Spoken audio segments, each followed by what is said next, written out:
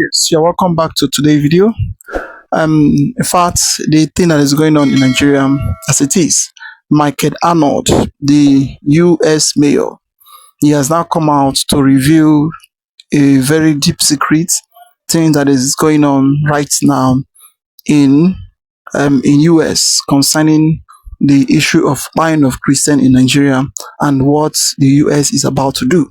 So according to the headline, it says Trump is about to strike Nigeria over Christian massacre as US Mike Arnold revealed the secrets and Tinubu is in panic.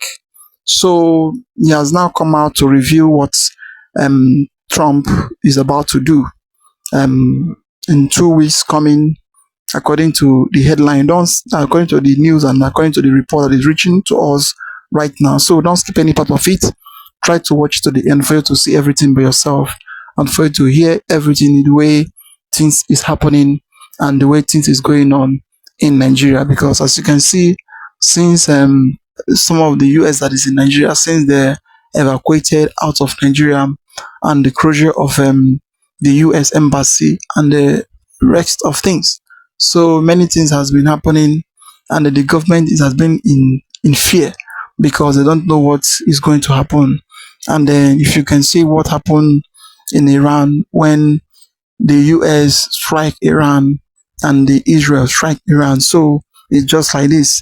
Before you know, everywhere starts shaking and everywhere things start happening.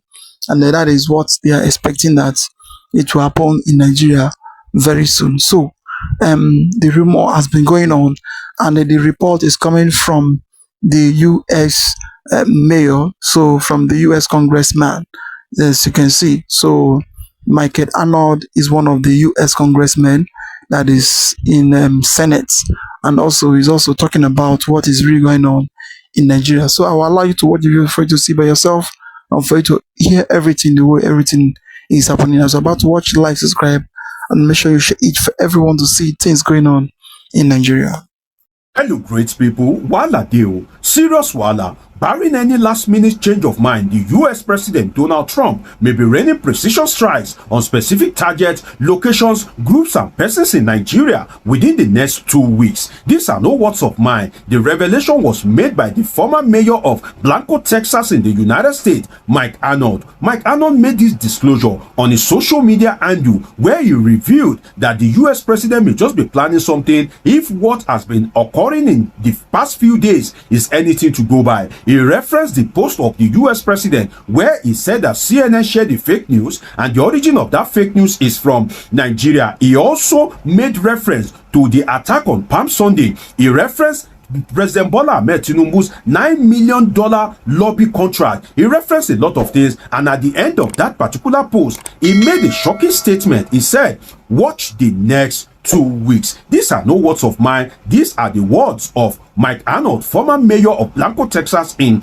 the United States. And I'm here to share it with you. I will read all the posts for you. You will see all the permutations. Then we will be making sense out of it, and we will be kind of like analyzing all the things that Mike Arnold said. How did he arrive at that conclusion? I can tell you that this is very explosive, and at the end of the day, when I read and dissect it for you, you will know that US President Donald Trump may just indeed be planning something remarkable as regards raining precision strikes on specific persons and targets in Nigeria. You will recall that too many things have been happening that is beyond coincidence. The US embassy in Abuja have just been evacuated. Their staffs have been evacuated, and after the evacuation, the US government decide that the embassy should be totally shut down. Why would the US take such decision at this point in time? This is revealed by US mayor, former US mayor Mike Arnold. Who is Mike Arnold? For some of you that don't know, I will tell you about Mike Arnold, then I will be revealing that particular post for you. Mike Arnold titled it "From Tehran to Tinubu." Tehran is the capital of Iran, so he's trying to say that after attention have been shifted from Iran, then the next point is Tinubu. From Tehran to Tinubu, the Trump just signal a pivot. What is Mike Arnold trying to say? I will be revealing it to you. Mike Arnold stated in that particular post, he said, on the biggest night. And please, my dear people, I need you to listen attentively to what I'm saying. Listen very attentively, follow it carefully, and you can verify all these on the Facebook and Twitter page of X, formerly Twitter page of Mike Arnold, after this particular video. And I need you to follow his argument very carefully, because you would understand what he's trying to say if you listen attentively. Now, let me give you the first paragraph. It says, on the biggest night of his second term, a ceasefire with Iran announced 90 minutes before his own deadline to destroy a civilization. That is, that the US President Donald Trump gave Iran a deadline that if you don't open the Strait of Hormuz, he's going to destroy a civilization. That means that he's going to badly destroy Iran. Now, let me continue the reading. Former US Mayor Mike Arnold revealed that Donald Trump strategically injected Nigeria into the global conversation. Look at that. Donald Trump strategically injected Nigeria into the global conversation. I promise to tell you who Mike Arnold is. For some of you that don't follow politics and happenings in the polity, Mike Arnold is the American that was allegedly imported by Nuhu Ribadu, the national security advisor, and Reno Omokri, the ambassador designate. And you will recall that some time ago, just recently ago, some Americans came into Nigeria and they said, oh, that it was an RNG travel, that they told them to come and dispel the news of Christian genocide in Nigeria, but their conscience will not allow them, because according to them, they believe that there's Christian genocide in Nigeria. So one of those people that embarrassed the Nigerian government at that point in time is Mike Arnold. Now, Mike Arnold says Donald Trump strategically injected Nigeria into the global conversation. What that means is that what Donald Trump said is not a mistake. He strategically inputs Nigeria. Now, let me give you some revelation. Mike Arnold posted, he said, in a Truth Social post at 8:01 p.m. Eastern, seen by millions, he blasted CNN. That is Trump. Donald Trump blasted CNN for reporting an Iranian victory statement, calling it a fraud linked to a fake news site from Nigeria. One sentence: maximum audience. Nigeria is now in the room. That is, that he's trying to say that Trump is trying to bring Nigeria into the conversation, just so that anything he does thereafter can be justified. He says, one sentence: maximum audience. Nigeria is now in the room. This is how Trump operates. He doesn't need a press conference. He plants a seed in the biggest news cycle. Take note of what I'm reading to you, please. He said that this is how Trump operates. He doesn't need a press conference. He plants a seed in the biggest news cycle of the year and lets the world's gears start turning. Every foreign ministry that read that post now has Nigeria alongside Iran in their head. Every sleazy lobbyist on Tinubu's payroll felt it. The ground just got softer. Yes, what else happened this week that Abuja should be thinking about? Is Abuja there means Bola Tinubu. Abuja in this instance means Nigerian government. What should they be thinking about? Let me reveal to you, according to the post of the former mayor of Blanco, Texas in the United States, Mike Arnold.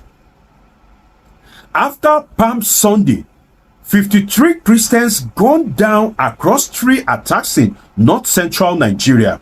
Senator Ted Cruz posted that US government is actively tracking Nigerian officials suspected of sponsoring terrorism, not investigating, not considering, tracking. What I just read to you is part of the statement of Mike Arnold, and I need you to follow it very intelligently and attentively, because there's still more revelation. Now, he's quoting Senator Ted Cruz. Senator Ted Cruz was the one that submitted a bill to the US Congress that sponsors of terrorism, sponsors of Sharia, sponsors of blasphemy in Nigeria should be sanctioned by the US government, and the bill is before the Congress, and it will definitely be passed by the US Congress. So that man is Senator Ted Cruz. Now, Mike Arnold continues in his post. Don't forget, I'm reading, dissecting, analyzing the post of former US Mayor Mike Arnold, where he attacks that Trump may be planning to rain precision strikes on specific groups, target locations and persons in Nigeria within the next 2 weeks. And this is Mike Arnold's argument. Now let's continue the reading. He has given you the assertion of Senator Ted Cruz. Now he wants to move to Rep. Riley Moore. Mike Arnold wrote, and Rep. Riley Moore, who spent 5 months managing Tinubu in a diplomatic pen pal, glad to work with them, hoping for progress, warning that mass murder might strain relations, suddenly quoted his boss. Now this is a quote now from Riley Moore, quoting President Donald Trump. He said, President Trump has been very clear that if the Nigerian government will not address this genocide, we will address it for them. Yes, you heard me right. These are no words of mine. You can verify it after this video. If Nigerian government will not address this genocide, we will address it for them. In this instance, it's talking about the United States government. The post continues. He said, that's not more finding his spine. That's Trump handing him one. That is that he's saying that Rep. Riley Moore is not speaking out of his own volition. He's speaking the mind of President Donald Trump. Now, Mike Arnold continues. He said, now ask yourself what 200 US troops with MQ-9 Reaper drones have been doing at Bauchi Airfield since February.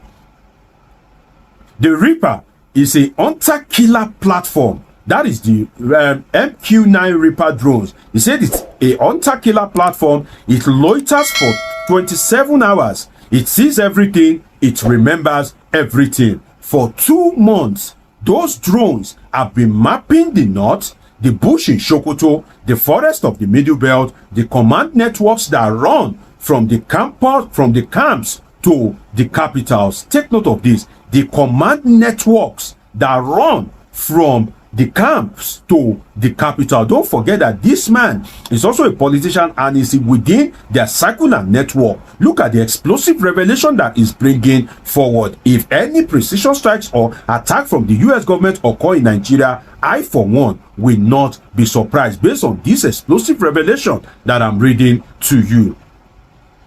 Mike Arnold continued. He said, they know where the terrorists are. That is the US forces that have been using the MQ-9 Reaper drones for the past 2 months in Nigeria. I said they know where the terrorists are.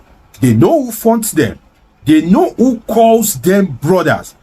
They know who calls them sons. The USS Paul Ignatius is in the Gulf of Guinea. What is that Paul Ignatius?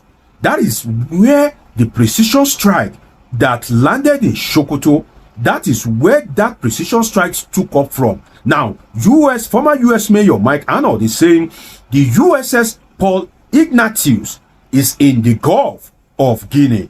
It put 16 Tomahawk missiles into Sokoto on Christmas night.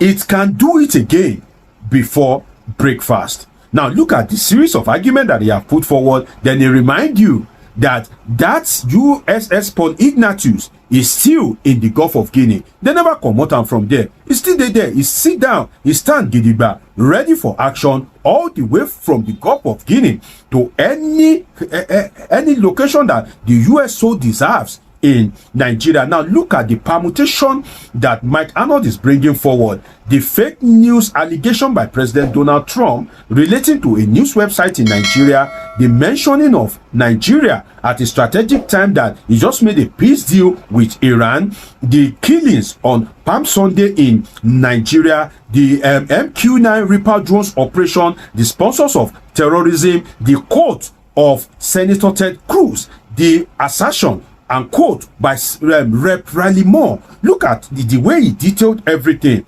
Let me give you some more revelation, my dear people. If you are watching me right now, you are yet to subscribe. Do what to subscribe. Turn on that your notification button so that as I'm bringing all these updates and analysis your way, it will be getting to you in real time. More revelation from the former U.S. Mayor Mike Arnold. He wrote, Trump doesn't telegraph. He plants, he positions, he prepares, then he moves. I think I need to read that for you again. Trump doesn't telegraph. He plants, he positions, he prepares, then he moves. Tinubu's $9 million lobbying machine told him Washington was manageable.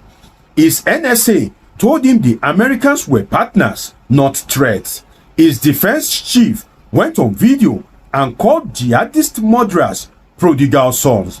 His government denied millions of displaced Christians even exist, called them criminals, bulldozed their camps. What I just read to you now, that paragraph can be termed the sins or the inactions or the failures of Bola Ahmed Tinubu. That's how I see that particular paragraph, because look at how we detailed everything. I haven't reviewed the kind of like things to expect from the United States, the strategy of the United States. It now fell back to the Nigerian government. It says that Tinubu's government denied millions of displaced Christians even exist, called them criminals, bulldozed their camps, and then Palm Sunday happened again on the holiest week of the Christian calendar again.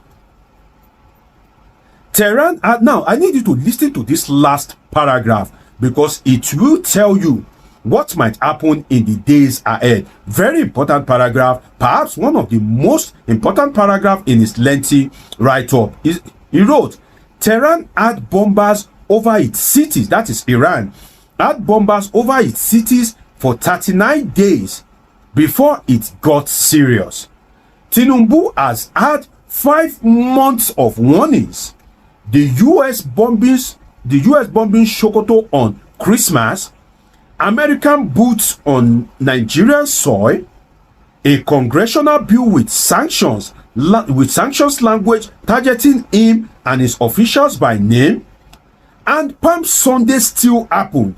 That means that despite all this, the attack on Palm Sunday is still happening. Now look at what Mike Arnold had to say. He said, the ceasefire in Iran just freed up the most powerful man on earth. Watch the next 2 weeks. This is according to the former mayor of Blanco, Texas, Mike Arnold, and there is an image that is attached to that particular post which he wrote from Tehran to Tinubu. Did Trump just signal a pivot? Justice is coming. The post by US President Donald Trump accusing CNN of carrying fake news, the withdrawal of US diplomat from Abuja, and the shutting down of the US embassy. Did Trump indeed just signal a pivot? What I would say is that the Nigerian government should speedily engage in some diplomatic talks with the United States just in case something is about to happen.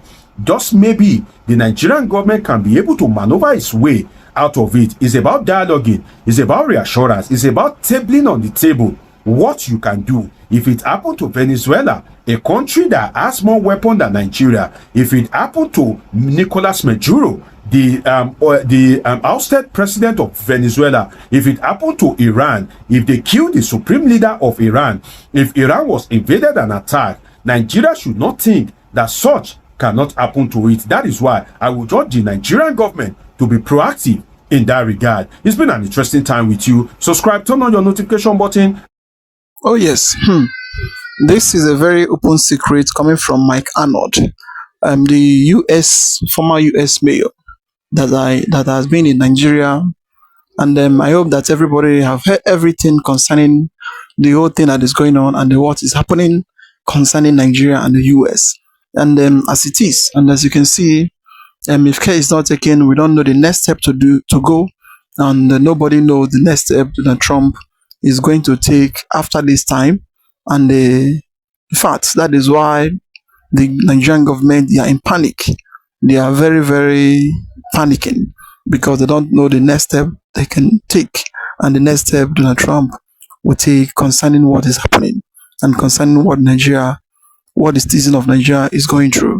Because in fact, a lot is happening, and a lot. That is why you see the rush and sends these Alex Babe out of Nigeria because they are thinking that is CID, the US investigation team that are in Nigeria to investigate and to monitor what is happening and what is going on. I would like you to watch the Alex by himself for him to explain things that is happening and things that is going on in Nigeria and those that is sponsoring the terrorists that is going on in Nigeria. Just see by yourself. One thing I have realized about some Nigerian media houses is this. They will go to a broadcast or an interview you grant, pick up a line, take it to court and use it against you. If you doubt me, for those of you that know very well, they did that against Mazen Nandekano. They did that against Sowore. For those of you that know very well, they also did that against Dele Farotimi. Oh yes. Now, this guy that is called Alex, they granted him an interview on TVC yesterday. Come and hear questions. Come and hear the kind of questions they were asking him. It's just, anyway, let me not talk. But then I beg you to spend a little time and listen to how they wanted to hear everything from this guy's mouth. Now, the issue is not whether your visa was revoked or not. The question is, why does it appear your activity in Plateau State and indeed Benue State is making an already bad situation worse? So I would first pose the question, what that has been done has made it worse? Well, your comments and the rhetorics you're pushing, calling on the local population to defend themselves at a time when the government is already, working with security agencies to ensure that this violence and the whole tit-for-tat violence we're seeing in this region is brought to an end. And, they say that your comments and rhetorics are kind of insightful in that area at a very sensitive time. Yeah, so I don't really see which comment has been insightful. I have called that, one, the terrorism should end, that the government should be doing everything in their power to protect innocent people, Muslim and Christian alike. I've been very vocal about, obviously, the Christians who are being killed across Plateau, Benue, Taraba, those types of states. But I've never rejected, and I've directly talked about the violence happening in Zamfara, in Katsina, in Sokoto, and Kwara. I mean, the ones who were killed in the Woro massacre, which you're very aware about, were primarily Muslim people. There's still hundreds of people that are in captivity that were kidnapped, both in Kwara and then also, we saw recently with ISWAP in Boko Haram in Borno State, hundreds of people that are still in captivity. And so the things that I have said, I would say that I would ask people to show me and tell me specifically what rhetoric and what words are causing anything. Because for me, I've called that, yes, innocent people should be defending themselves. In America, we can do this. In America, you have more guns than you do people. And so, this type of issue can't even really happen in America. But because if I were to go to someone else's house, they would defend themselves. Alex, this is Nigeria and the peculiarities are different. In Nigeria, we also have laws against the proliferation of arms, unlike in the United States of America. Here in Nigeria, we depend on the government and security agencies, to defend the population. Right. So that's why the government and indeed certain stakeholders find, this narrative you're pushing offensive and capable of inciting the people. There are also claims that there was a meeting you held with the local population, and after, talking to them, there was a reprisal, a revenge attack that also led to the death of two other people in Plateau State. That was already done before I arrived. What I noticed was the burning and the fire, the people had taken revenge, and that fire was actually where the attack happened, which I found out after I had left Angwarukuba. So they had killed two people, innocent people that were Muslims from what I was told, in revenge for the original attack. And those two people were in Akeke, from what I was told.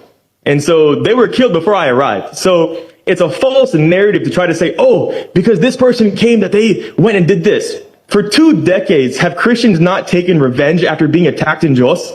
This is nothing new. It's been happening for 20 years. Let me tell you this. The founder of the ministry that I work with in Jos, He was murdered by Muslims in front of the university. He was on the way back from a funeral because it was a middle of a crisis.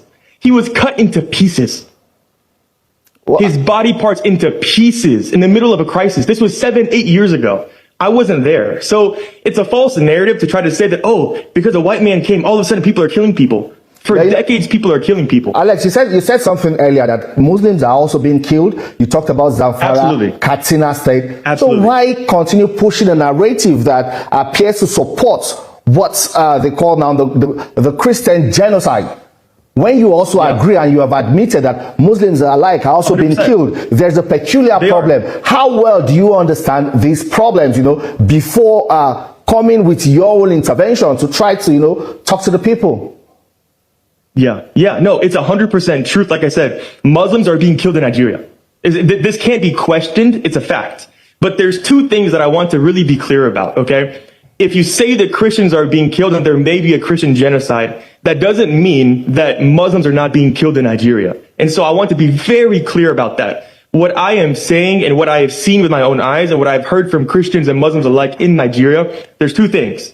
In Zamfara, in Borno, Kwara, Katsina, Sokoto, Muslims are being killed. Muslims are being kidnapped. Thousands of villages have been burned. It's pure evil. Across the Middle Belt, specifically in Plateau, Kaduna, Benue, Taraba, the truth is that Christians are directly being targeted. That can't even be disputed. And the question that I would ask is, if this is not the case, how many Muslims and how many Fulani people have been killed? How many of their villages have been burned in these states? So again, I'm only referring to Plateau, Taraba, Benue, Kaduna, those places. Fulani cattle herders are not killing their own people. They're not burning their own villages.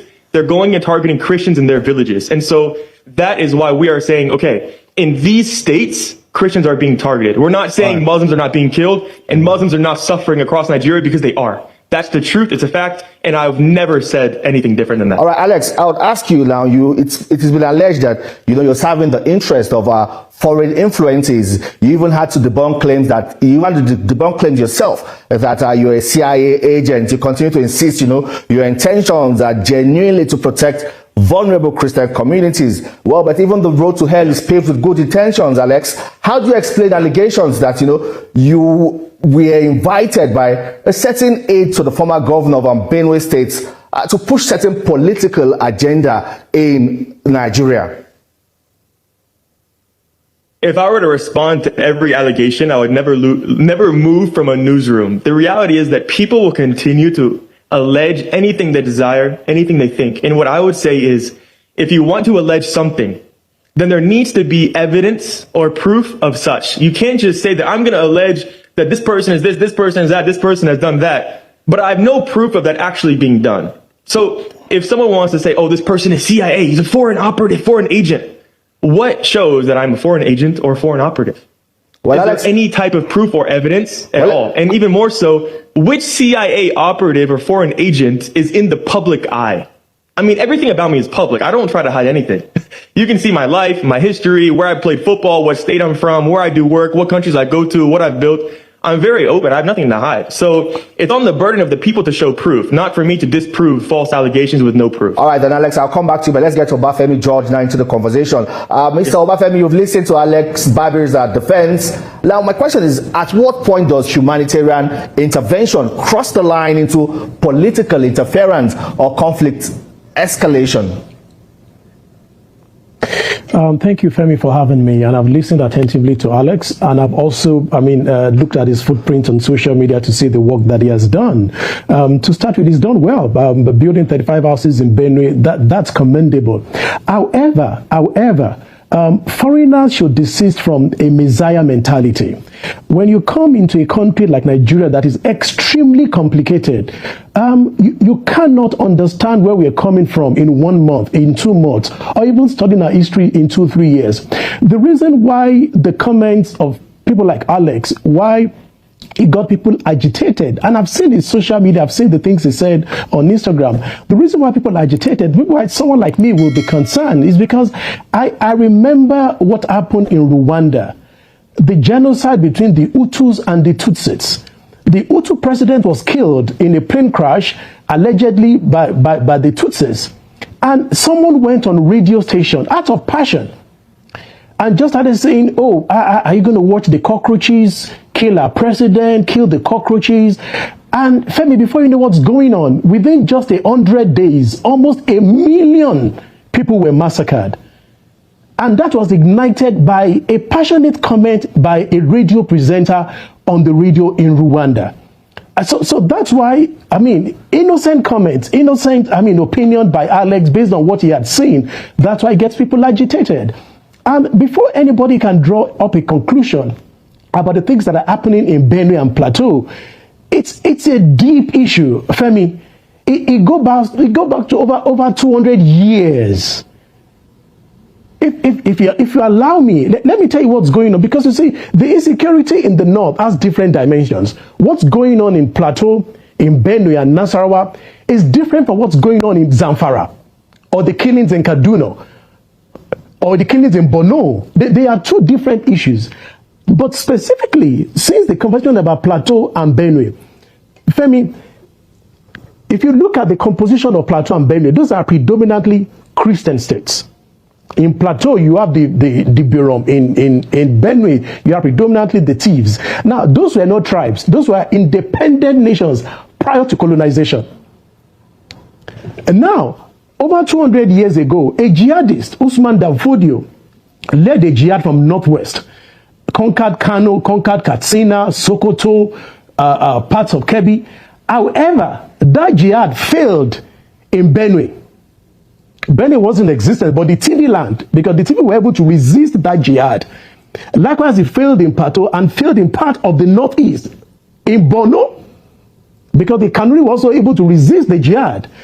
Now, even though the jihad ended in 1815, the issues did not end. It was only quiet. Now, 1960, during the First Republic, when politics started in Nigeria, in the north, you had the Northern People's Congress, led by the Sadana of Sokoto, who was a great-grandson of Usman Danfodio. In the western region, you had Action Group, led by Chief Obafemi Awolowo. Now, in what you call the Middle Belt today, the North Central, Plateau and Benue, they refused to align politically with NPC. Because for them, they saw that as an unequal relationship. So instead of aligning with them, they aligned with Western Region, Awolowo. Now, that did not go down well with NPC in the north. And NPC tried to use political power to suppress the people of the Middle Belt. That was what led to the riot of 1963, which snowballed into 1964. Hundreds of people were killed in Benue. So what you're seeing today in Benue did not start yesterday. So we don't need a messiah to come and interpret what's going on. Indeed. And that didn't end in the First Republic. It went on and on. What you're seeing in Plateau today can still be traceable to that. So we need to be careful how we interpret. It's very, very, very deep. It has tribal connotations. It has religious connotations. It also has to do with land grabbing. All right then. I think now let me ask this, Mr. Obafemi. You know, we've had claims of foreign backing and political or geopolitical interest in Nigeria. You know, from your research now, how real is the risk of external actors exploiting Nigeria's internal conflicts? It's very real, Femi. It has taken an international dimension. What you see happening in Borno, what you see happening in Kaduna, I mean, that is snowballing down to Kwara, has an international dimension to it. As far back as 2012, remember that in 2014, a gentleman was arrested in Abuja, an Iranian, with firearms. It's also on record that, I mean, there's an Islamic group that took some innocent Nigerians from Borno, took them to Pakistan and Iran, and schooled them in extreme religions, in extreme Islam. So what is unfolding in Nigeria is bigger than what you see on social media. So we need to be careful. We can't just, I mean, wake up one day and just put out a statement and there. We know that Benue is on fire. We know that Plateau is on fire. Well, Alex, let me bring you here now. Let me bring you in here now. You listen to Obafemi George, you know, putting everything into proper context. Yeah. And it certainly means that you need to first understand where Nigeria is coming from, understand our issues, understand our peculiarities before, trying to throw solutions at these problems. Now, I would like to take you up again on, certain issues here. That the Nigerian government was not comfortable with these, they call it divisive rhetorics that they say or allege that you were pushing in Plateau State and, of course, in Benue State. But overall now, we have laws in Nigeria, and for the Nigerian government, it appears as if you have flouted some of those laws. Are you ready to be held accountable if indeed your comments, your actions and inactions are found to have incited people to violence? Which laws have been broken, can I ask? Well, and even more so, which incitement to violence has been done? I appreciate the prior remarks and context regarding different issues in Nigeria. I would say that it's despicable to try to compare me to anything in Rwanda. It truly is disgusting. When have I called to murder one person? I have never once called for anybody to be murdered. I have called for people to be protected. The government is not doing their job. Alex, maybe not directly. Slaughtered. Maybe not directly. You maybe not directly call it for revenge attacks, but from what you're telling the people, they get more agitated, and this leads to defend themselves violence. From yes, killing. To defend themselves. Right? We have the government and security agencies. Do you not protect your own daughter and son from being killed by terrorists? Is that wrong? Is that harmful rhetoric? To protect your families from terrorists? Because it's Christians that we're saying to protect themselves?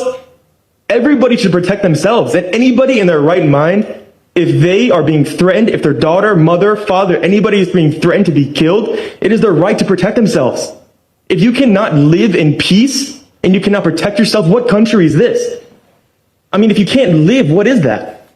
Anybody in their right mind would not want their families to be killed. And that's all I call for.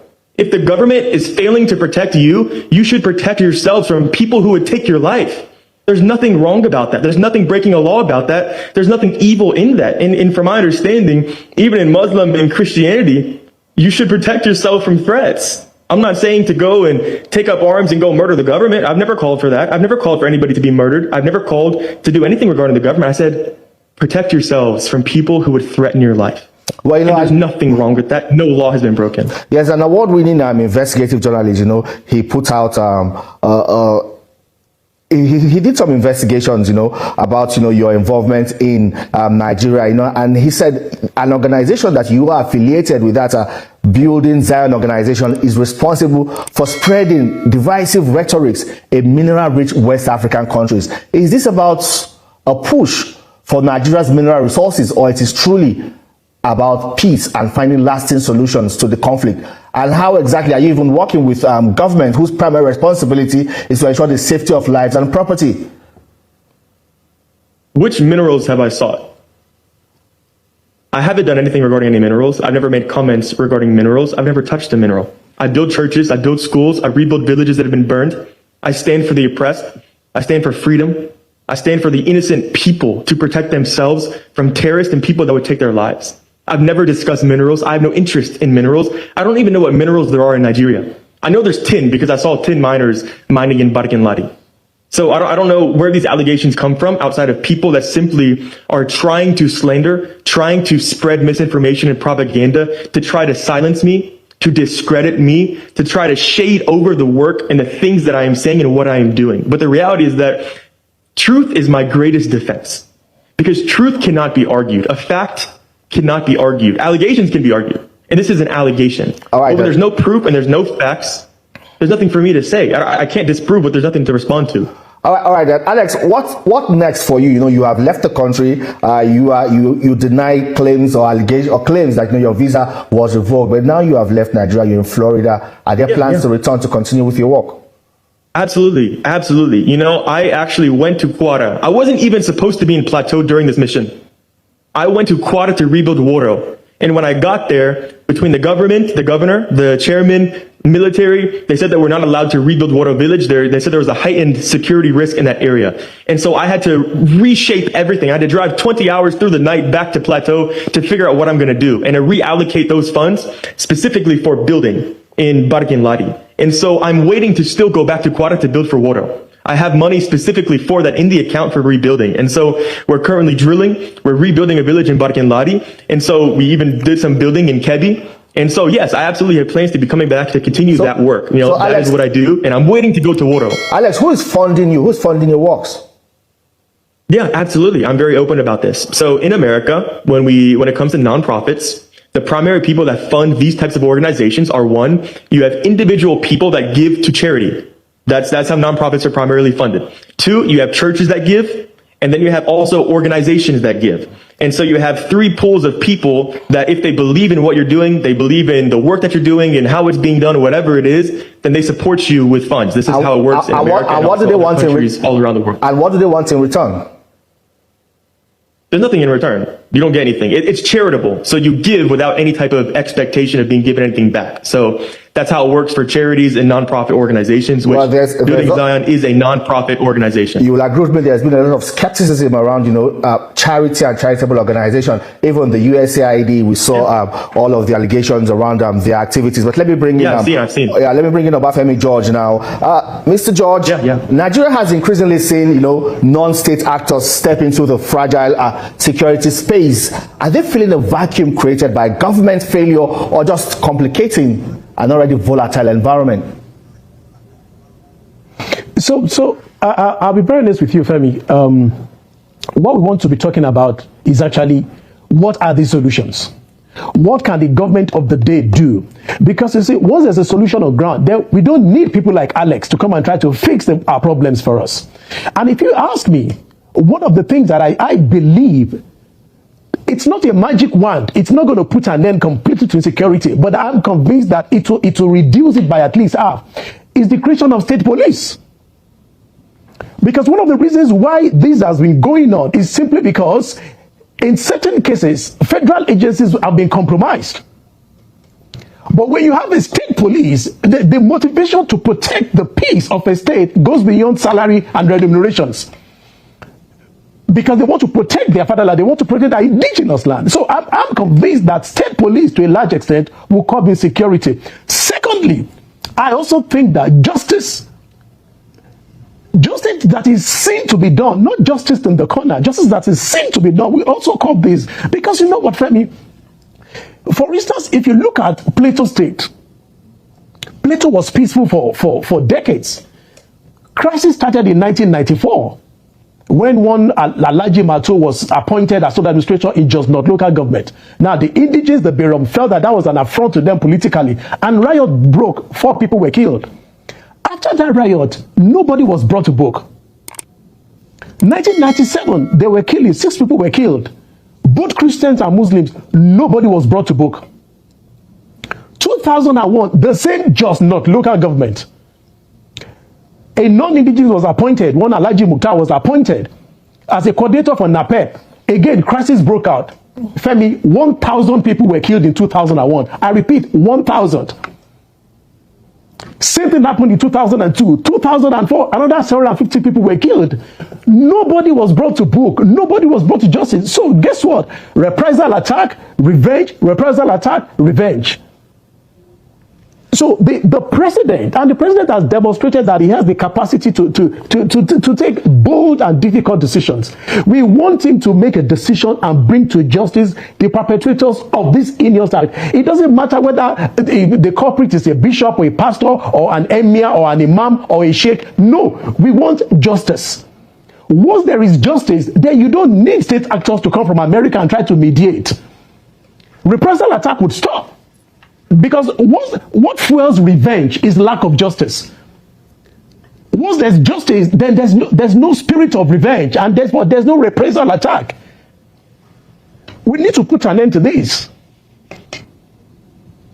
Well, Alex, final question from here. Well, we've seen several allegations, and you've also courted so much controversy with your activity in Nigeria. But on a final note, are you committed to seeing lasting peace, or seeing the government, restore lasting peace to Nigeria and ensure that both Christians and Muslim population are protected? Yeah, the answer is yes, unequivocally. To me, it's actually a shame that I even need to speak regarding injustice in the killings. And I would actually completely agree with what you just talked about, that if there was justice, I wouldn't even need to say a word. I would prefer that I could come and build a school, build a church in peace, not have to say a word to anybody, not be in the public eye. That's how I began in Nigeria. But because of how much injustice I saw and how every time I come, I'm getting reports from all these pastors, everybody kill, kill, kill, kill, kill, kill. I'm like, how can I be silent? And so when I see those things, I'm like, truth needs to be told, justice needs to be served, and we need to speak for the innocent, speak for the oppressed. And so I am on the side of peace. I wish there was peace. I wish Muslim and Christian alike, that people did not have to be killed. Whether I disagree with your beliefs or not, that's okay. I'm not going to kill you because I disagree. Oh yes, that is it. I hope everybody have heard everything, the way things is going in the country.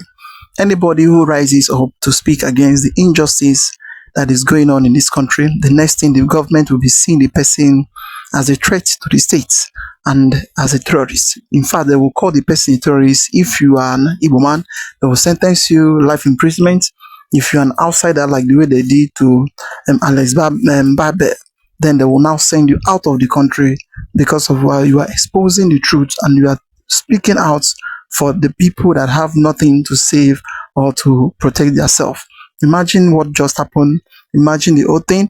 Imagine how people is being by every day in the country.